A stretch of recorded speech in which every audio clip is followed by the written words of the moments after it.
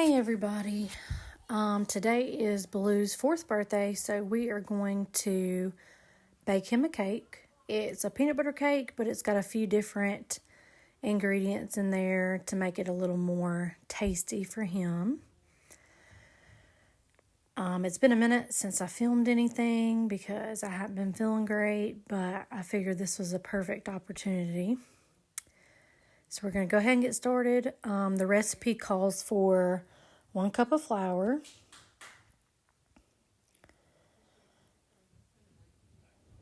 I'm trying to let her do the majority of it with a little bit of help from me. The second ingredient is a half teaspoon of baking soda. If y'all hear Aggie in the background, you'll have to excuse her. You can also see her through the bowl in this video.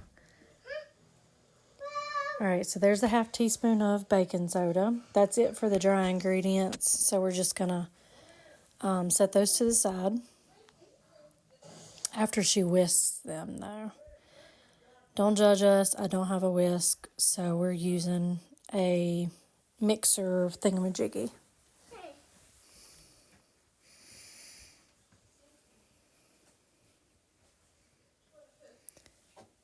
She cracks me up with her stirring. Okay, so we're moving that to the side. This is our bowl for our wet ingredients. And she's going to start with 1/8 of a cup of vegetable oil.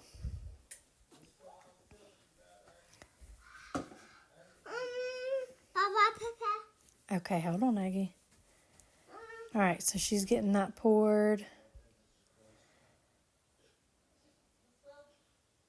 And then she starts slinging that stuff everywhere. She was cracking me up.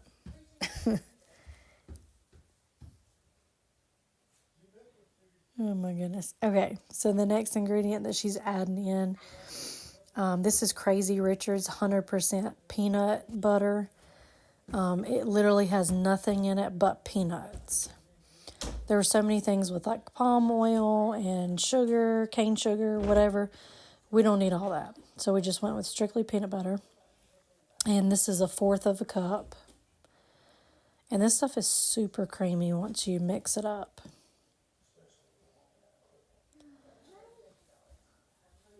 I wasn't expecting it to be that creamy. Matter of fact, I thought it was going to be really dry. Anywho, so she's got that in there. Aggie's wanting me to hold her. This next ingredient calls for a 1/2 cup of applesauce. I have these little containers of unsweetened applesauce for Aggie, so we just use like 1.5 of those. And then little Miss Priss took the rest of it. Okay, and then this is 100% pumpkin puree. It is a 1/2 cup of the pumpkin.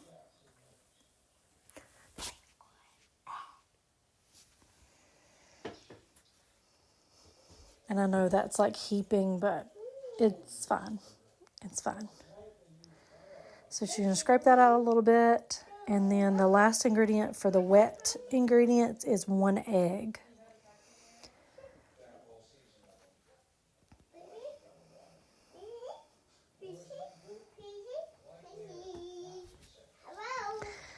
And bless her heart, she was going to measure it out for me. I'm like, I'll just drop it in. Okay, so that was it for the wet ingredients. She's giving this a really good stir. And then I'm trying to teach her how to kind of like slowly introduce the dry ingredients rather than just dumping it all in. That way it doesn't get too clumpy on her. I told her to add 1/2 and 1/2, but she was on the struggle bus a little bit. I think she was a little nervous about dumping it all in. which is fine. We just have to stir it a little bit longer if it's dumped in, but it's cool. Aggie's over here rocking in the rocking chair. Whee! All right, so she's whisking that all in. Gets a little bit tough for her. So I give it a little bit of a stir at the very end before handing it off to her to then pour in. It is a little bit on the thicker side, and I probably should have used a smaller pan, but that's the pan that I chose. So she's going to give it a good scrape, get all the ingredients out.